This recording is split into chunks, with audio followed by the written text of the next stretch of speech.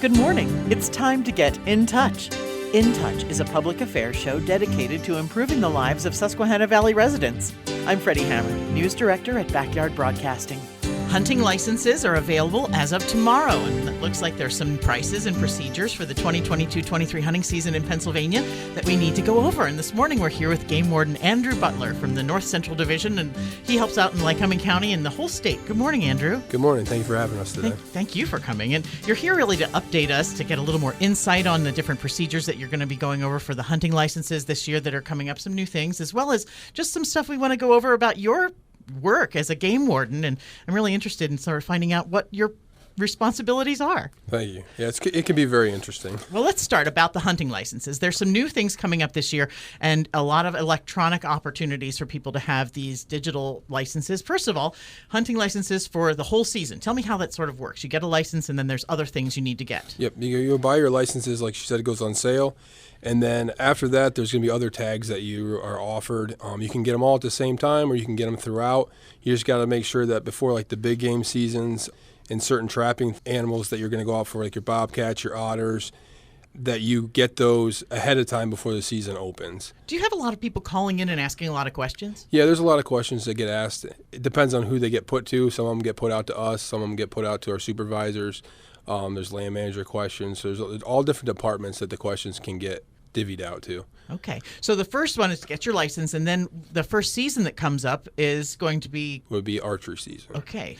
Along with that, after our licenses go on sale, residents on July 11th are able to purchase their antlerless deer tags, and then the non-residents would be July 18th. Okay. Now, when you talk about elk hunting and elk permits, there's a little bit of a different procedure going on this year for that. There's a lottery for that. That's a lottery draw. Once you put the lottery in, if you do end up winning that lottery, then you will go buy and purchase your tag for that. How come there's more bull tags this year than there were before? Yes, our numbers of elk are going up. We have a pretty good thriving herd here in Pennsylvania. It's actually an awesome thing to drive out to Lake Benezet and drive around. When the elk are bugling in the fall, that's a good opportunity to take your families out and see a lot of elk in that area. There's quite a few big herds out that way. Speaking of that, I was looking at your website, which is pgc.pa.gov. That's correct. And there's a nice graphic on the front about all the different opportunities that people have to see 1.5 million acres of game land, 26 game mammals, 51 game birds, habitat for 480 species, and 311 game lands for the state. Yes, there's a lot more wildlife in Pennsylvania than I think people realize, and it's very diverse, and it's all over the map. So, like, for instance, in our area, we're here in Williamsport right now. There's actually more animals around here than people would imagine. I mean, we're getting calls about all kinds of things near the city and stuff like that, which is kind of neat just to see how animals and the humans, how they are adapting to the areas that they are in. There's something called a Deer Management Assistance Program license. What's that? Yeah, that'll be like our DMAP tag. So that'll be for specific properties. Specific properties will put in for it, and then they'll have so many doe tags allocated for that property that you can purchase. And then you have to get that paperwork, and then when you get your tag, it'll be for that specific DMA. Okay. So all of these things that we're talking about, the licenses, the tags, the special permits, are they also available electronically? Pretty much all our licenses are available electronically now, as far as I'm aware. It makes it real nice with the huntfishpa.com. You can go in there as well. Our website is very helpful, very easy to go through with all our extra tabs and stuff that we have. Yeah. It makes it easy for purchasers and people that are looking for any kind of information.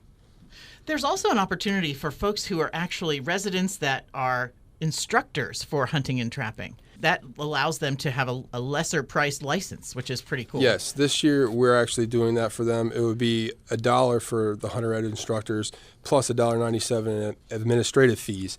So that there is just almost like a thank you for them. They put in a lot of time throughout the years.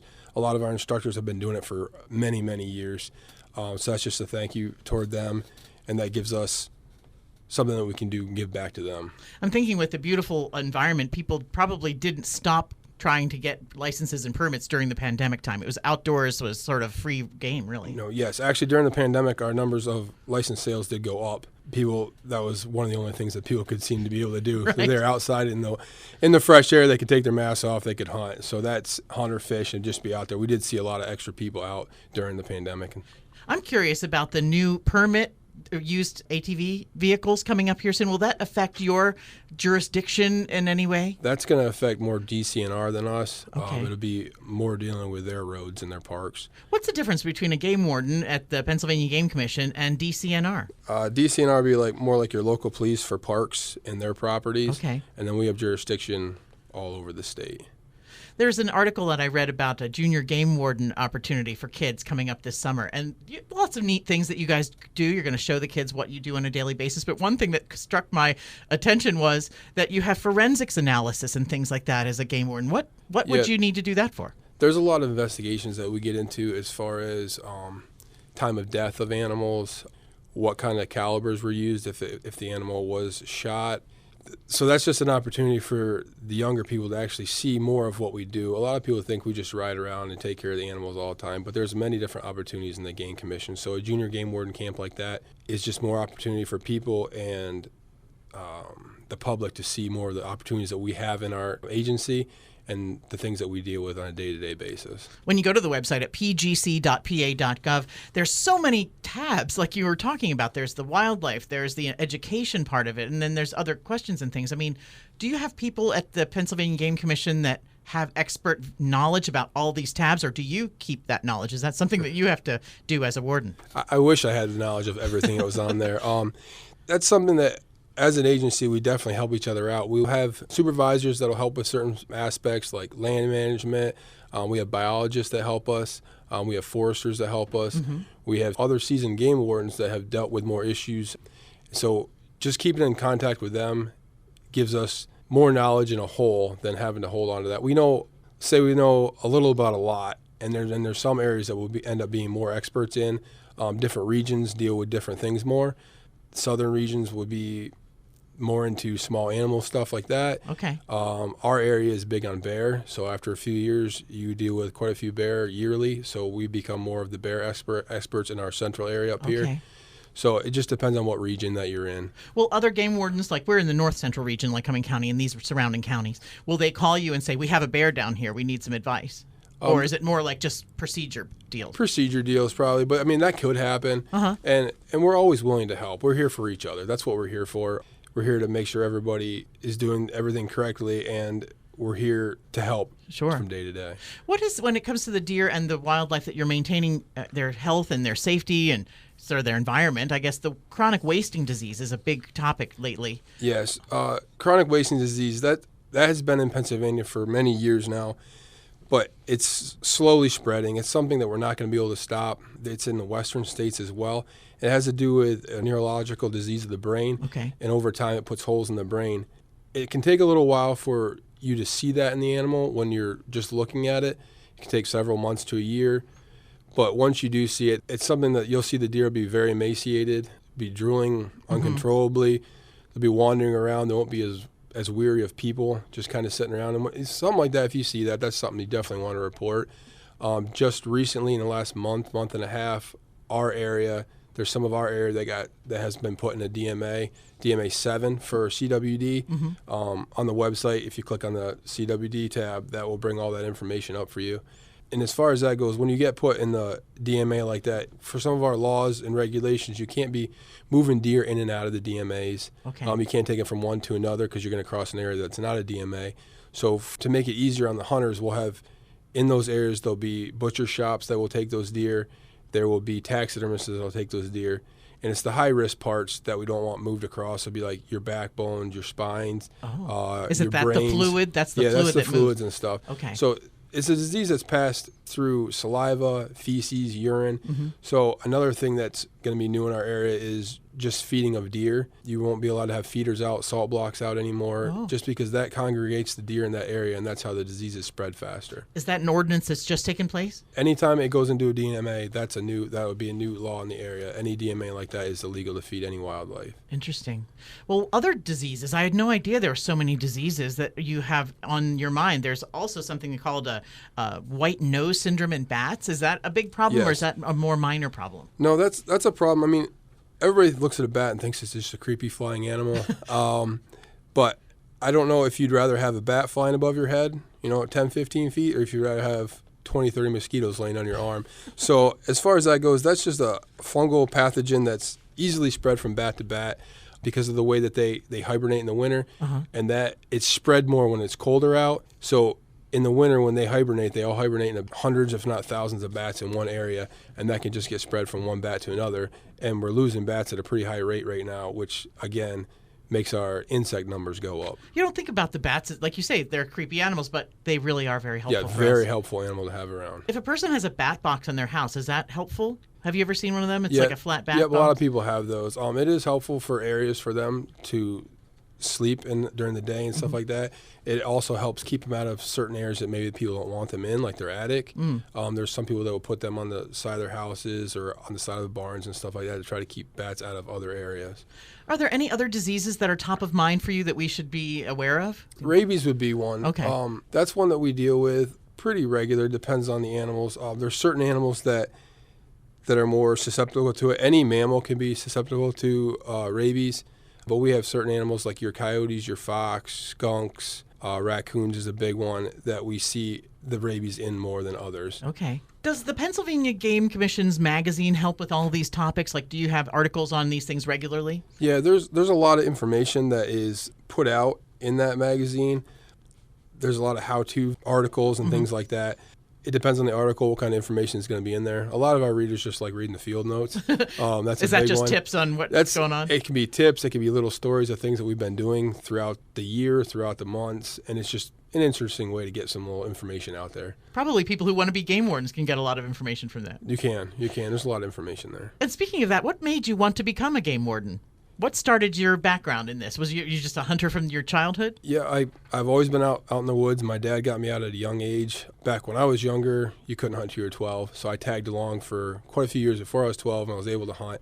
We did, as a family, we were always out in the outdoors, fishing, hunting, trapping, and I also like the law enforcement part, so why not put two of your loves together and get to do law enforcement as well as be outside in the woods every day, driving around, taking care of animals, seeing different kind of animals. So really you do have a strong internal belief of what you're doing. Yes. If I didn't, I wouldn't be here, I guess. I wouldn't have went to the academy to go through that, to be out here. Is there a difference between a police academy and game warden academy, or they overlap a little bit, like the different skills? Some of the skills overlap because Okay. we get a lot of training in law enforcement as well as the wildlife aspect. Sure. Ours is a little bit longer than most of their academies.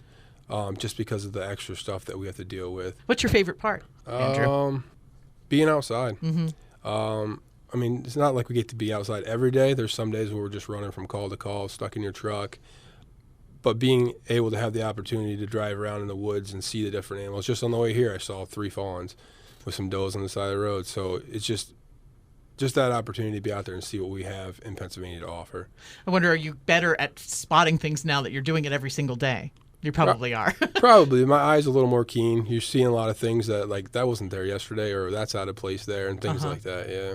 How about firearms? Do you guys train on the firearms on a regular basis? Yes, we have trainings throughout the year, cold weather, warm weather, and during the academy we have extensive training on our firearms. And I wondered, how many game wardens are there across Pennsylvania? There's about 180, give or take a few, and then there's about 120 to 130 actual officers in the field. The rest would be your land managers and your supervisors. Do you do continuing education as groups sometimes? Yeah, we'll have different training throughout the year. We'll do group trainings, and then there's other trainings that are offered that we're allowed to put in for and go to do if it's something that we want to be more trained and skilled in. All right. Well, it's so wonderful to have you here. Andrew Butler, he's the game warden for the North Central Division, which is Lycoming County and the other counties? I have the center section of Lycoming County. It's divided into 3 parts, and I have the Route 15 corridor from the Tioga line down below Williamsport. Do you have calls that you're doing today? You're heading out that's kind of fun or anything interesting? Before I even hopped in my truck today, I had a couple injured deer called in on the way here. So it varies from day to day. This week we've been pretty busy this week, I would say. A lot of bear calls, a lot of small animal calls. It's the spring.